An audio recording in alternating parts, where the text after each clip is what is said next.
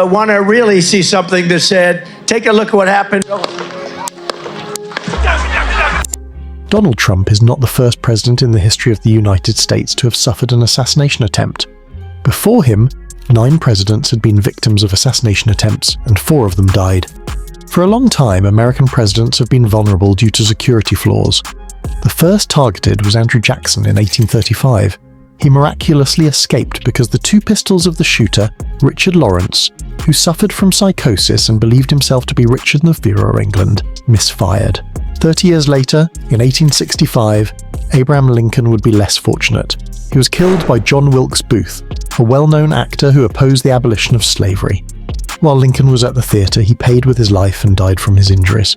His assassin was found 2 weeks later. Refusing a heavy security detail to avoid being cut off from the public, James Garfield, without genuine protection or surveillance, and who had announced his agenda to the press, suffered the same fate in 1881. He was shot by Charles Guiteau, an eccentric lawyer seeking political recognition. It was only after the assassination of President McKinley in 1901 that the Secret Service, created 15 years earlier, took on the responsibility of protecting the President of the United States.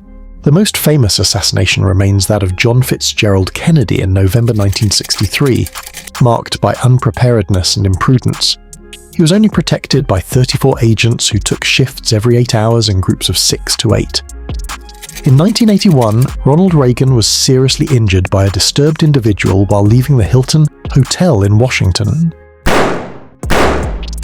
Over the years, the Secret Service has become a true state within a state, with a budget of $2.3 billion and more than 7,000 employees in 2020.